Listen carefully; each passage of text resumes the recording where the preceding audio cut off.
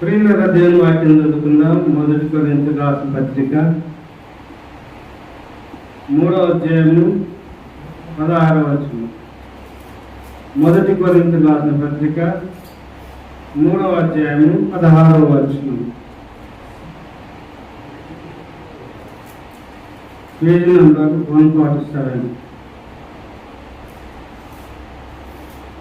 మీరు దేవుని ఆలయమై ఉన్నారనియు దేవుని ఆత్మ మీరు నివసించుతున్నారనియు మీరు ఎరగరా? ప్రియులారా, దేవుడు సృజించిన వాటిలో మానవుని దేవుడు అత్యధికంగా హెచ్చించాడు. అత్యధికంగా హెచ్చించాడంటే ఈ లోకం అన్నిటినీ ఏలమని మానవుని పెట్టాడు. హల్లెలూయా. ఈ లోకం అంతటిని సృష్టించిన తర్వాత మానవుని సృష్టించి, ఇదిగో దీని అంతటినీ ఏలు, ఇదంతా నీదే అని దేవుడు మానవుని హెచ్చించాడు. ప్రియులారా, మానవుని హెచ్చించినంతగా, గణపరిచినంతగా ఈ లోకంలో దేన్ని దేవుడు హెచ్చించలేదు, దేవుడు గణపరచలేదు. దేవుడు దేన్ని హెచ్చించలేదు, దేన్ని గణపరచలేదు. ఇంకా దేవుడు మానవునిలో నివసించడానికి ఇష్టపడుతున్నాడు. దేవుడే మానవునిలో నివసించడానికి, ఎక్కడ నివసించడానికి దేవుడే మానవులో నివసించడానికి ఇష్టపడుతూ ఉన్నాడు. ఇది దేవుడు మానవుని ఎంతగా ప్రేమిస్తున్నాడు అనడానికి ఇదొక నిదర్శనం. ప్రియులారా, మీరు దేవుని ఆలయమై ఉన్నారని. మనమంటే ఎవరము? దేవుడు ఉండే ఆలయం అంటారు. దేవుడు ఉండే ఆలయము. మనుషులు నివసించే ఊర్లో, పెద్ద నగరంలో ప్రజలు కొద్ది కాలము ఉండలేకపోయినారు. నగరంలో. మహానగరము, గొప్ప నగరము. వరదలు వచ్చినాయి, ఇళ్ళలో నిండిపోయినాయి. ఇంట్లో బియ్యము, బ్యాగు అన్ని నానిపోయి, కంపు కొట్టి, వాసన పట్టి, ఊర్లో అంతా బురదమైపోయి వాసన బట్టి మనుషులు ఉండలేకపోయినారు. మనుషులకు అనేక వ్యాధులతో బాధపడ్డారు, జ్వరాలతో బాధపడ్డారు, విరేచనాలతో బాధపడ్డారు. ఆ నగరమే, మహానగరమే విజయవాడ పట్టణ నగరం. రీసెంట్గా వరదలు వచ్చాయి కదా, ఘోరమైన వరదలు వచ్చాయి. విజయవాడ నగరంలో కనివిని ఎరగని గొప్ప వరదలు వచ్చేసినాయి. కర్నూలు కూడా ఒకసారి వచ్చేసింది కదా, భయంకరంగా. మేమైతే 1 రోజులు ఇంట్లోకి పోలేదు. ఎన్ని రోజులండి? 1 రోజులు మేము ఇంట్లోకి పోలేదు. అలాగా మా ఇంట్లో తుంగభద్ర దగ్గరలో ఉంది. ఈ నుంచి టీటీసీ కాలేజీ దూరంలోనే మా ఇంటికి తుంగభద్ర నది ఉంది. తుంగభద్రలో ఫుల్ నీళ్ళు వచ్చేటప్పుడు మా ఇంట్లోకి నీళ్ళు వచ్చేసినాయి. కట్టుబట్టలతో వెళ్ళిపోయాం, ఉండలేకపోయాం. ప్రియులారా, మహానగరంలో కంపు కొట్టే, వాసన పట్టిపోతే, మహానగరమైన విజయవాడ పట్టణంలో మానవులు ఉండలేకపోయారు. దూరంగా స్నేహితుల ఇంట్లకి, బంధువుల ఇంట్లకి, ఇంకా వారికి తెలిసిన దగ్గర ఊర్లో ఉన్నారు బంధువుల ఇంట్లకి, ఊర్లకు వెళ్ళిపోయారు. ఇప్పుడు వస్తూ ఉన్నారు. ప్రభుత్వం ఎన్నో రకాలుగా కష్టపడింది. కోట్ల రూపాయల ఆస్తులు నష్టం జరిగిపోయినవి. కోట్ల రూపాయల కంటే విలువైన మనుషులు చనిపోయారు, వరదల్లో కొట్టుకుపోయారు. అంత భయంకరమైన స్పీడ్తో నీళ్లు ప్రవహిస్తుంటే గజ ఈతగాడు కూడా ఒకడు కొట్టుకొని వెళ్ళిపోయాడండి. దేవుడి యొక్క ఉగ్రత వచ్చినప్పుడు అలాగా వెళ్ళిపోతుంటాయి, జరిగిపోతుంటాయి. కానీ ఆ మహానగరంలో అనేక మంది పేదవాళ్ళ నుంచి గొప్ప గొప్ప ధనవంతులు నివాసం ఉంటున్నారు. కానీ ఈ వరద చేసిన ఉపద్రవానికి, వరద చేసిన కంపుకు, మనుషులు చనిపోయినందు వాళ్ళ వాసన కొట్టినందువల్ల ఆ నగరంలో ఉండలేకపోయారు, ఆ పట్టణంలో ఉండలేకపోయారు, ఊరిని వదిలిపెట్టి వెళ్ళిపోయారు. ఇప్పుడు తిరిగి ప్రభుత్వం అన్ని శుభ్రం చేస్తుంటే వాళ్ళు శుభ్రం చేసుకొని ఇంకా కొన్ని ఇల్లు శుభ్రం చేసుకుని కూడా ఆ మట్టి వాసన, బియ్యం వాసన, బేళ్ళ వాసన, నూనె పడిపోయిన వాసన కంపు కొడుతుందంట. బ్లీచింగ్ పౌడర్ కొట్టినా పోవడం లేదంట, సెంటు కొట్టినా కూడా పోవట్లేదంట. బాగా ధనవంతులు ఏం చేస్తున్నారంటే సెంటు బాగా తీసుకుని వచ్చి పగలు కొడితే కూడా ఆయన వరకు 1 గంట, 2 గంటలు, 3 గంటలు ఉంటే మిగతా మళ్ళా అదే వాసన వస్తుందంట. వీళ్ళ ఒక మహానగరమే జల ప్రళయానికి కొట్టుకొని పోయి మానవులు ఎంతో ఇష్టంగా కట్టుకున్న ఇళ్లలో ఉండలేకపోయారు. కారణం ఏంటంటే కంపు, వాసన, చెడు దుర్వాసన కొట్టడం వల్ల, దుర్వాసన కొట్టడం వల్ల ఆ యొక్క వారి సొంత ఇంట్లో, వారి ప్రియంగా కట్టుకున్న ఇంట్లో ఉండలేకపోయారు. కానీ దేవుని ఆలయమైన నీలో దుర్గంధం ఉందా, చెడు నీలో ఉందా, అపవిత్రత నీలో ఉందా, ఉంటే ఎలాగనే దేవుడు రాగలుగుతాడు నీలో. దేవుడు ఎలా నీ హృదయంలో ఉండగలుగుతాడు ప్రియ సహోదరుడా. దేవుడు నీలో నివసించాలని ఆశపడుతున్నాడు. నీవే దేవుని ఆలయం అని అంటూ ఉన్నాడు. ఆయన దేవుని ఆలయం ఉండగలిగిన విధంగా ఉంటేనే దేవుడు ఉంటాడని. హల్లెలూయా. ఈ మందిరంలో అంత చెడు, అంత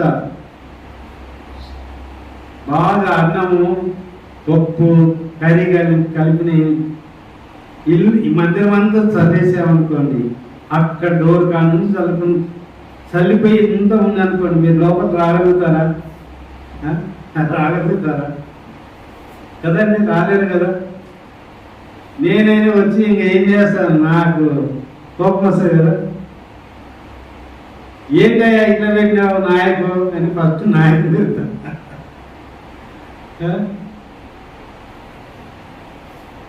చూడండి, మానవులు నివసించే ఆలయంలోనే, మానవులు ఆరాధన చేసుకున్న ఆలయంలోనే నీటిగా ఉండకపోతే మనం దేవుని ఆలయంలో కూర్చోలేము. కానీ నాయకులు ఇదంతా బాగా ద్రోణి, ఏం పేరు బాబు పేరు? నరసింహ. నీ పేరు గుర్తుండట్లేదు నాకు. నరసింహ బాగా నీటిగా కడిగి శుభ్రం చేసి చైర్ వేసి పెట్టి కూర్చున్నాను. కాబట్టి చక్కగా మనం కూర్చొని దేవుని పాట పాడి దేవుని ఆరాధించాము, దేవుని మహిమపరిచాము, దేవుని కనపరిచాము. ప్రియులారా గమనించండి, దేవుడు నీలో నివసించాలని ఇష్టపడుతున్నాడు. దేవుడు నీలో నివసించే విధముగా నీవు కడుక్కోవాల్సిన అవసరం ఉంది. ఈ మందిరం కలిగినట్టుగానే నీవు కడుక్కోవాలి. ఏ పాపం వల్ల నీ హృదయం చెడిపోయిందో, ఏ పాపం వల్ల నీవు అపవిత్రమైపోయినావో, నీవు కూడా యేసు రక్తంతో కడుక్కోవాల్సిన అవసరం ఉంది. హల్లెలూయా. యేసు రక్తమే నీ హృదయాన్ని కడగలిగిన పవిత్రమైన సోపు, పవిత్రమైన రక్తం. ఇంకా ఏ రక్తము, ఏ నీళ్లు కడగలేవు, ఏ సోపులు కడగలేవు. మనిషి యొక్క పాపపు హృదయాన్ని కడగలిగినది ఒక్కటే ఒకటి, అది యేసు రక్తమే. యేసు రక్తం మాత్రమే కడగలదు. దేవుడు నీలో నివసించాలని ఆశ కలిగి ఉంటే దేవుని సన్నిధిలో నీవు ఉండి కూడా కడుక్కోకుండా వెళ్ళినట్లయితే దేవుడు నీలో నివసించడు. ప్రియులారా, విజయవాడ నగర పట్టణంలోనే సొంతంగా ఇష్టంగా కట్టుకున్న ఇంట్లోనే ఏమండి వాళ్ళు ఉండలేకపోయారు. మానవుడే కట్టించుకున్న ఇంట్లోనే దుర్గంధం కొట్టుతుంటే, చెడు వాసన కొడుతుంటే, మట్టి వాసన కొడుతుంటే ఆ ఇంటిని ఎంత శుభ్రము చేస్తూ ఉన్నారు. అయినా ఉండలేకపోతున్నారు. ముక్కులు పాడైపోతున్నాయి, ముక్కులు పాడైపోతున్నాయి.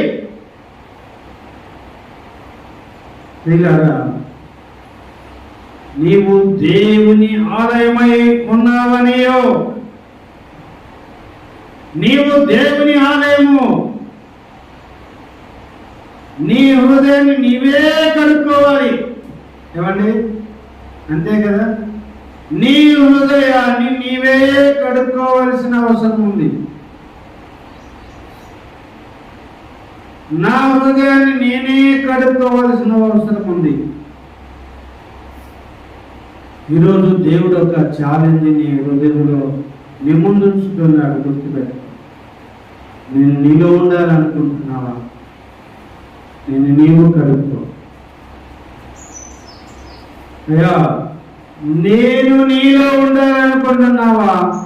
నేను నీలో ఉండాలంటే నీవు శుద్ధి చేసుకో. నేను నీలో ఉండాలంటే నీవు శుద్ధి చేసుకో, నీవు కడుక్కో. నేను నీ కొరకే శిలువలో రక్తము కార్చి ఉన్నాను. హల్లెలూయా. ఎవరి కోసం అండి?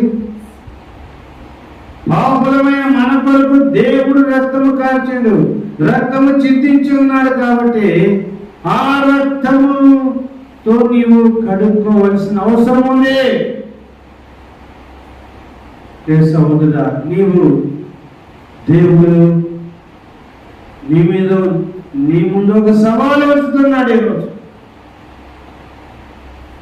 నేను నీలో నివసించాలని ఆశపడుతున్నాను. నేను నీలో నివసించాలని ఇష్టపడుతున్నాను.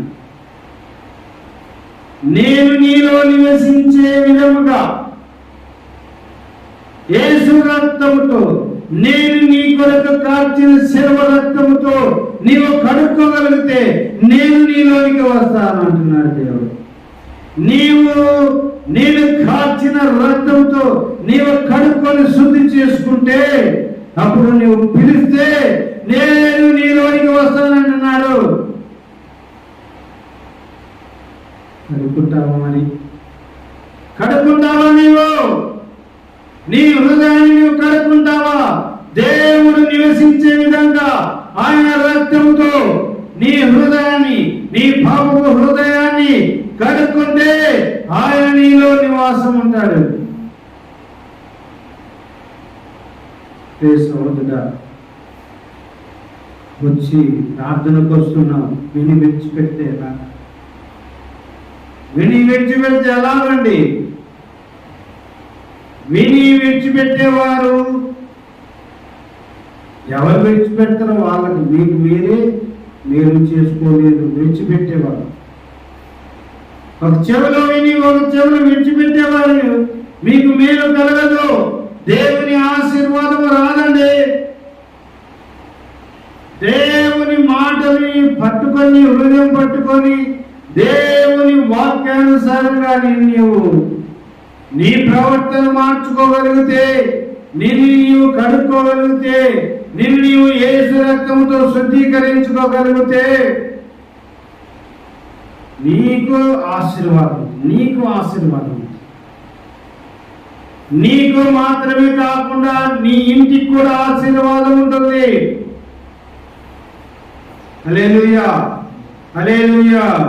గట్టిగా హల్లెలూయా చెబుదామండి. హల్లెలూయా, హల్లెలూయా.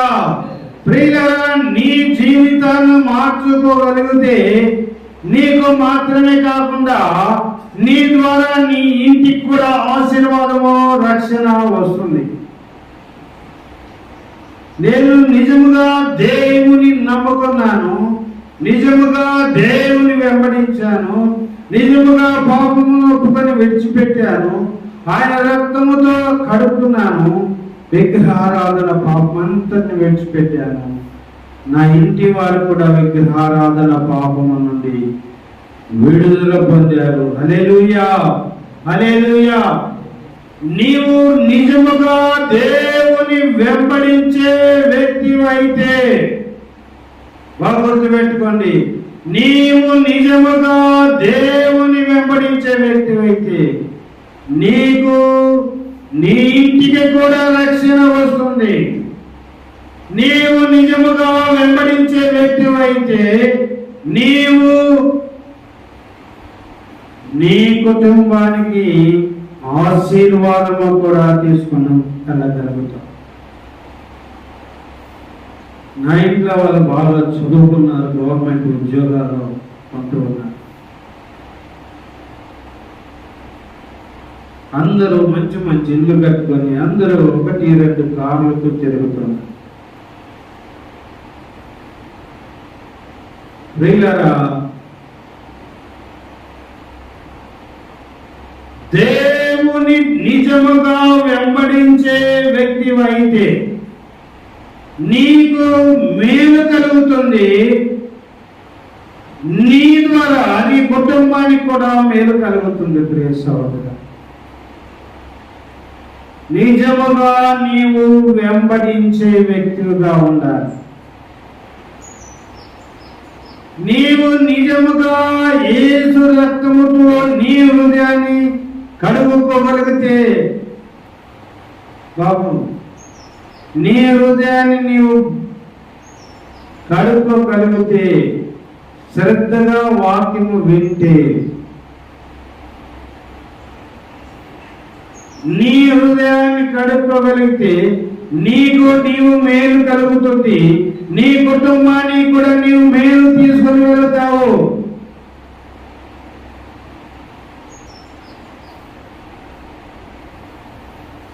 నీవు దేవుని ఆశీర్వాదం మోసుకుని వెళ్తావు. ఇక్కడ నీవు శ్రద్ధగా ఉంటే, దేవుని మందిరానికి శ్రద్ధగా నీవు రాగలిగితే, నీవు క్రమశిక్షణతో నీవు ఇక్కడికి రాగలిగితే, నీవు వెళ్ళేటప్పుడు దేవుడే నీ ఎంట వస్తాడు, దేవుని దీవెనలే నీ ఎంట వస్తాయి. బాగా గుర్తుపెట్టుకోండి.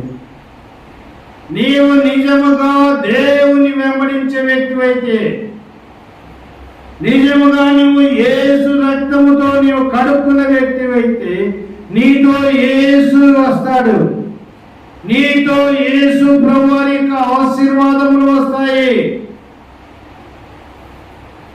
ప్రియులారా, జాగ్రత్త ప్రియులారా. నీవు ఎంత ఇక్కడ నిర్లక్ష్యంగా అశ్రద్ధగా వస్తావో, నిర్లక్ష్యంగా వస్తావో, నిర్లక్ష్యంగా కూర్చుంటావో, శ్రద్ధగా నువ్వు వినవో, నీవు ఎంత కాలం వచ్చినా కూడా దేవుని ఆశీర్వాదం. నీ కాలేజీలో నీ లెక్చరర్ వాక్యం చెబుతున్నప్పుడు, నీ కాలేజీకి నిర్లక్ష్యంగా ఎప్పుడు పడితే అప్పుడు వెళ్ళినప్పుడు నీకు చదువు రాదు. నీ కాలేజీలో లెక్చరర్ చెప్పేటప్పుడు నువ్వు శ్రద్ధగా వింటేనే, దాన్ని చక్కగా రాసుకోగలిగితేనే నీకు విద్య బాగవుతుంది. నీవు లెక్చరర్ చెబుతుంటే నీ చెవులు ఎక్కడో పెట్టి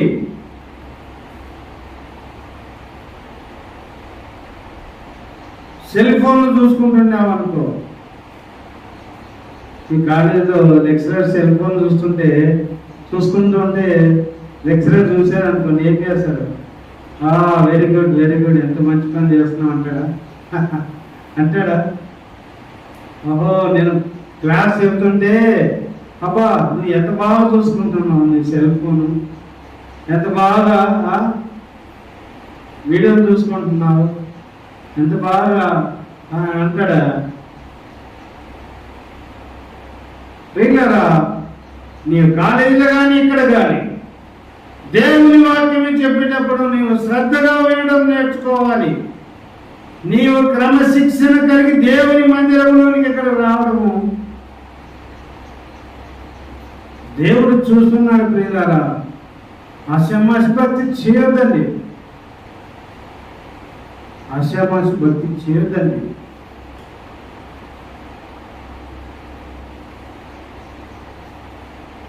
దేవుడు నిన్ను చూస్తున్నాడు, మనుషులు కాదండి. దేవుడు నిన్ను చూస్తున్నాడు. బాగా గుర్తుపెట్టుకో ఈ మాట. నువ్వు ఎన్ని గంటలకు వస్తున్నావు, ఎలాగ వాక్యం వింటున్నావు, ఎలాగ పాటలు పాడుతున్నావు, ఎలాగ ప్రార్థన చేస్తున్నావు, హృదయమంతటితో ప్రార్థన చేస్తున్నాడా, పూర్ణ మనసుతో పూర్ణ శక్తితో ఆరాధన చేస్తున్నాడా, అన్ని దేవుడు చూస్తున్నాడు. ఏమండి, కాలేజీకి వెళ్ళినప్పుడు కాలేజీలో మీ లెక్చరర్ ప్రిన్సిపల్ తప్పుపట్టడానికి పోతారా, చదువుకోవడానికి పోతారా? ఎందుకు పోతారు? మీ ఇంట్లో మీ అమ్మ నాన్న బాగా తెచ్చి పెడుతుంటే మీ అమ్మ మీ నాన్న తప్పుపట్టడానికి పోతారా ఇంట్లోకి? రెగ్యులరా, జాగ్రత్త.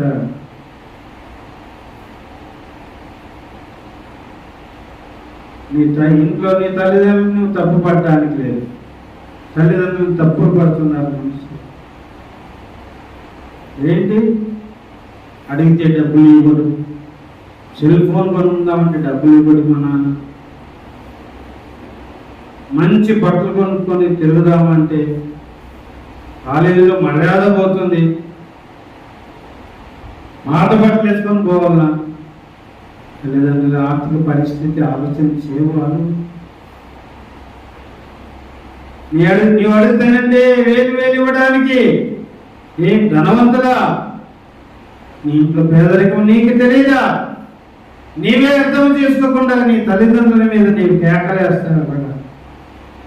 అయ్యో, నా తల్లిదండ్రులు తినగలను, కష్టపడి చదివిస్తున్నారని ఆలోచన చేయకుండా తల్లిదండ్రుల మీద నీవు కేకలు వేస్తావా? తల్లిదండ్రుల మీద నీవు కొట్లాడతావా? తల్లిదండ్రుల మీద నీవు దూషించేవాడుగా ఉంటావు. ఇంట్లో తల్లిదండ్రులు కానీ, కాలేజీలో లెక్చరర్ ప్రిన్సిపల్ కానీ, దేవుని మందిరంలో దేవుని సేవకుని కానీ నీవు కోపపడడానికి వెళ్ళలేదు. అక్కడే నీకు నాశనం ప్రారంభమవుతుంది. అక్కడే నీ నాశనం ప్రారంభమవుతుంది. నీవు ఆలోచన చేస్తే కూడా ఇంట్లో తల్లిదండ్రులను కానీ, కాలేజీలో ప్రిన్సిపల్ లెక్చరర్లను కానీ, టీచర్లను కానీ, దేవుని మందిరంలో దేవుని సేవకుని కానీ నీవు తప్పు పడటానికి చూసావా? జాగ్రత్తగా, నీకు నష్టం కేడు కలవచ్చు. ఇక్కడ చక్కగా రోజే పువ్వులు కాసే కదా, ఎంత బాగున్నాయి. చూసినప్పుడు బాగుంటాయి. దాని కింద ఈ పువ్వు కాకుండా కింద ఇట్లా పట్టుకున్నావో ఏమవుతాయి? ఇట్లా పట్టుకుంటే ఏమంటుంది? తొచ్చుకుంటాయి కదా.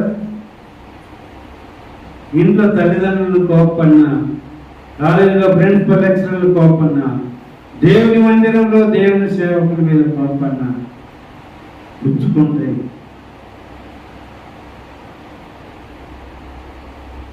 దేవుని ఖడ్గము నీ మీదికి వస్తుంది. ప్రియ సహోదరుడా, దేవుని మందిరముగా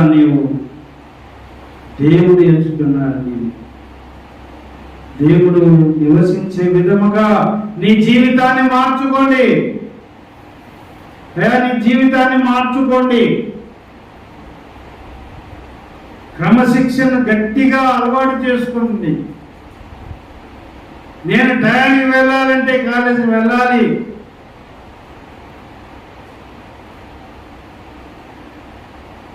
దేవుని మందిరం నేను వెళ్ళాలంటే టయానికి వెళ్ళాలి. ఖచ్చితంగా దేవుని మందిరానికి కరెక్ట్గా నేను వెళ్ళాలి. నీవు గట్టిగా తీర్మానంతో ఉండండి. మీ ఇష్టానుసారంగా రావడానికి వీల్లేదు కదా. పిల్లలు మీకు మేలు కాదు, పిల్లరా మీకు మేలు కాదు. దయచేసి అర్థం చేసుకోండి. ఎప్పుడు పడితే ఎప్పుడు రావడానికి ఇది దేవుని మందిరము. మీ ఇష్టానుసారంగా రావడానికి వీల్లేదండి. దేవుని మందిరంలో కూడా ఎటు పడితే అట్లా ఉండడానికి వీల్లేదు.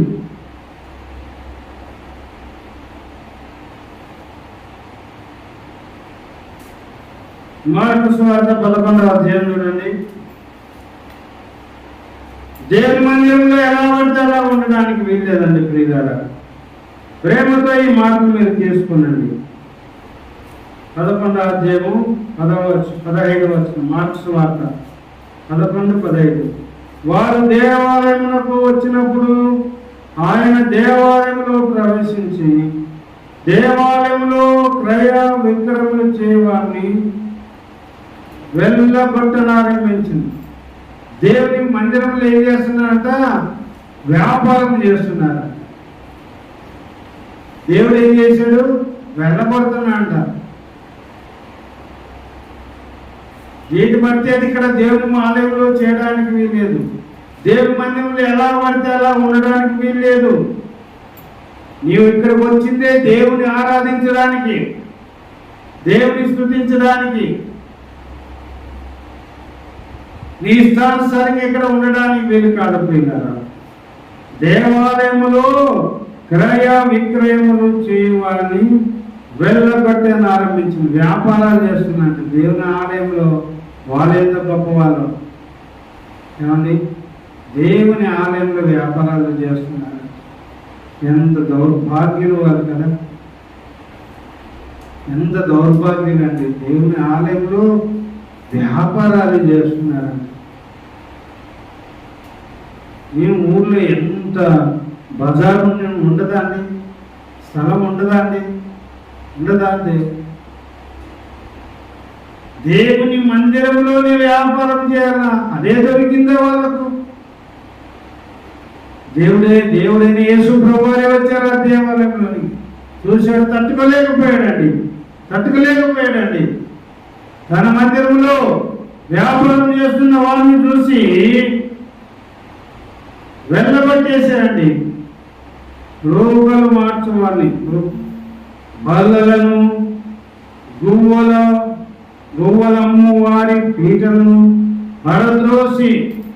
పడగొట్టేశాడంటండి. అన్ని ఇంట్లో మందిరంలో ఉన్నవన్నీ పడగొట్టి చెదరు చేసి తరిమేస్తుందంట. తరిమేసి కొరడా తీసుకొని తరుగుతుందంట. నా మందిరాన్ని, దేవుని మందిరాన్ని వ్యాపారం నీళ్ళుగా చేస్తారండి. తరిమేస్తుందండి, తోసివేస్తున్నాడు అన్నిటినీ. మందిరంలో పెట్టిన వాటిని అన్ని చెదరు చేసేస్తున్నాడు. వెళ్ళిపోండి, ఇక్కడి నుంచి వెళ్ళిపోండి, తీసేయండి అని పారివేస్తున్నాడు, విసిరి వేస్తున్నాడు. దేవుడు తట్టుకోలేకపోయాడండి.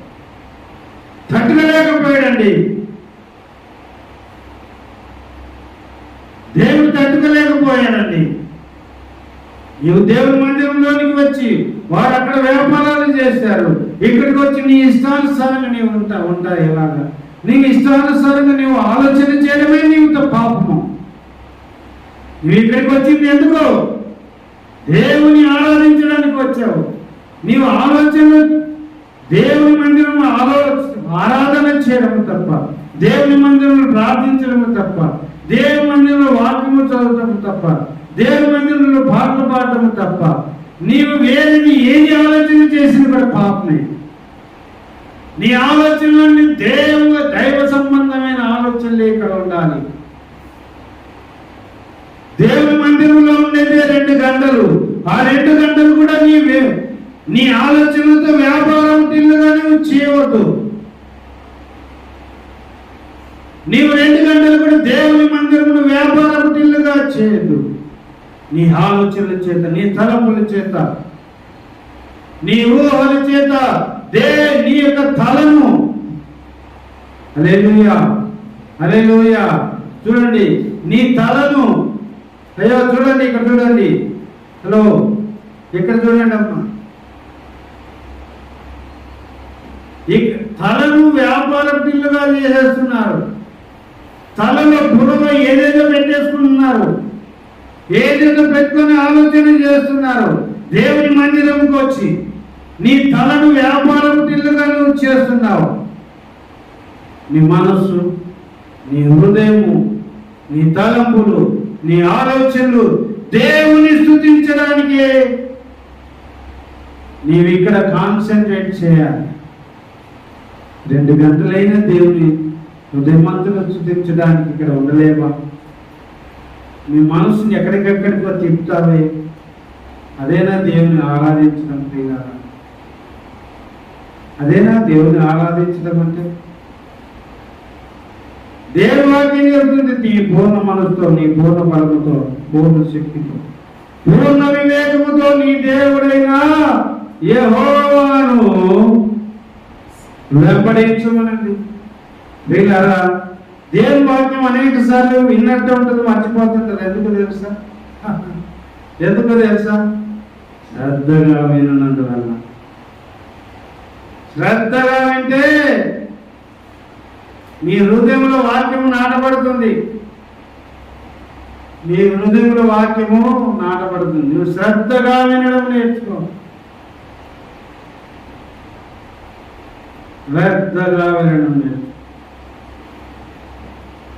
నా క్లాస్లో ఒకడు ఉండేవాడు, చదువుకుంటూనే సినిమా ప్రొజెక్టర్ వేసేవాడు. వాడు కాలేజీకి వచ్చేది తక్కువ, ఎందుకంటే సినిమా ప్రొజెక్టర్ సినిమాలు వేసేవాడు. వాడు వచ్చిన క్లాసులో వింటే, ఒకసారి వింటే అయిపోయింది. వాడు వెయిట్ చేసుకుంటుంటాడు. ఒకసారి వింటే చాలు. వీళ్ళరా, దేవుని మందిరంలో నీవు ఉండి కూడా నీవు శ్రద్ధగా నీవు దేవుని వాక్యం వినడం లేదు.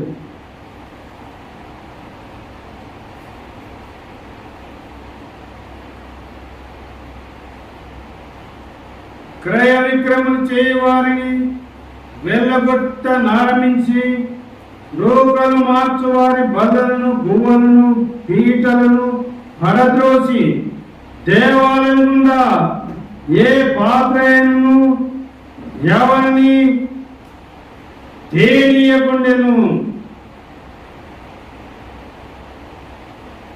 ఇక దేవుని మందిరంలోనికి ఏది తేకుండా చేశాడు. దేవుని ఆరాధించే నీవు దేవుని ఆరాధన చేస్తున్నప్పుడు వినండి, దేవుని ఆరాధన చేస్తూ ఉన్నప్పుడు నీ బ్రెయిన్లోకి ఏది రాకుండా చూసుకో. నీ వాక్యం విన్నకు నీ తలపుల ఆలోచనలోకి ఏది రాకుండా చూసుకో. బంద్ చేసే. ఇంకా దేవుని మందిరంలో ఉన్నంత వరకు నీ ప్రాణము, నీ మనస్సు, నీ ఆత్మ, నీ దేహము దేవుని మీదనే ఉండాలి. దేవుని మీదనే ఉండాలి. నీ తలంపులు, ఆలోచనలు, నీ ప్రాణము, నీ ఆత్మ, దేహము అంతా దేవుని మందిరంలోనే ఉండాలండి. అప్పుడు నీవు పూర్ణ మనసుతో, పూర్ణ బలంతో, పూర్ణ శక్తితో, పూర్ణ వివేకంతో నీవు దేవుని ఆరాధించిన వ్యక్తి అవుతావు. దేవుని ఆరాధించిన వ్యక్తి అవుతావు. ప్రియులారా, వినండి ప్రియులారా, ఎవరైతే దేవుని హృదయమంతటితో ఆరాధన చేస్తారో వారిని దేవుడు దీవించకుండా మానడండి. హృదయమంతటితో దేవుని ఆరాధించిన వ్యక్తులను దేవుడు దీవించక మానడండి. దేవుడు ఆశీర్వదించక మానడు. దేవుడు హెచ్చించకుండా మానడు.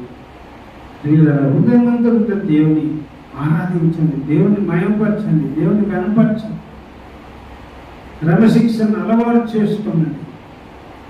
నీ ఇష్టానుసారంగా నీవు జీవించవద్దు. ఇంటికి వెళ్ళినప్పుడు నీ తల్లిదండ్రులను దూషించడానికి వీల్లేదు. కాలేజీ వెళ్ళినప్పుడు నీ ప్రిన్సిపల్, నీ టీచర్లను దూషించడానికి వీల్లేదు. వాళ్ళని తప్పుపడడానికి వీల్లేదు. దేవుని మందిరంలోకి వచ్చినప్పుడు దేవుని సేవకులను దూషించడానికి, అప్పుడు దేవుడు నిన్ను దీవిస్తాడు. దేవుడు నిన్ను దీవిస్తాడు. దేవుని నీ హృదయంలో ఈరోజు నివాసం ఉండబోతున్నాడు. ఆయన రక్తంతో నీవు కడుక్కో, నీ హృదయాన్ని శుద్ధి చేసుకో. నీ హృదయాన్ని శుద్ధి చేయగలిగిన యేసు రక్తము తప్ప ఇంకొకటి లేదు. ఈరోజు నీ పాపమును ఒప్పుకొని నీ హృదయాన్ని తెల్లగా యేసు రక్తముతో కడుక్కో. దేవుని నిన్ను దీవిస్తాడు. ప్రార్థన చేసుకున్నాను, మోకరించండి, ప్రార్థన చేసుకున్నాం. ఒప్పుకోనండి ప్రియులారా, నీ హృదయాన్ని యేసు రక్తముతో కడుక్కునే రోజు దేవుని ఆలయమైనావు నీవు, దేవుని ఆలయమైనావు నీవు. ప్రియులారా, దేవుడు నీలోనికి రావాలనుకుంటున్నాడు, కానీ నీ హృదయము అజితేంద్రియంతో నిండి ఉందా? పాపంతో నిండి ఉందా? అపవిత్రతో నిండి ఉందా? దోషంతో నిండి ఉందా? కడుక్కో, ఒప్పుకొని కడుక్కో. నోరు తెరిచి ప్రార్థన చేయి, నోరు తెరిచి ప్రార్థన చేయి. ఇప్పుడే నోరు తెరిచి ప్రార్థన చేయి.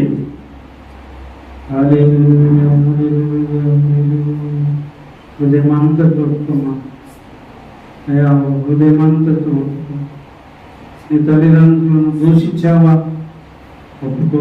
ప్రభా, నా తల్లిదండ్రులను దూషించాను, ఆయన నన్ను క్షమించు. నీ కాలేజీలో ప్రిన్సిపల్ లెక్చరర్ను దూషించావా? ఒప్పుకో. నీ వెళ్ళే దైవ సేవకుని దూషించావా? ఒప్పుకో. పాపం ఒప్పుకొని ప్రభా క్షమించండి, మీ రక్తంతో నన్ను కడిగి శుద్ధి చేయ ప్రభా. ప్రభు యేసు రాము, ప్రభు యేసు రాము, నా పాప దోషం క్షమించి మీ పుణ్య రక్తంతో కడిగి యేసు ప్రభు నామములో ప్రార్థించి స్తుతించి పొంది వేడుకుంటున్నాము తండ్రి. ఆమేన్. తండ్రి యొక్క ప్రేమ, కుమారుని యొక్క కృప, పరిశుద్ధాత్మ యొక్క నిత్య సహవాసం ఇప్పుడు ఎల్లప్పుడూ ఆయన రక్తంతో మనం కడుక్కొని శుద్ధీకరించబడినట్లుగా పరిశుద్ధాత్మ దేవుడు మనకు అందరికీ సహాయం చేయనుగాక. ఆమేన్. ఆమేన్. అందరి గట్టిగా ఆమేన్ చెప్తాను. ఆమేన్. అందరికి వందనాలండి.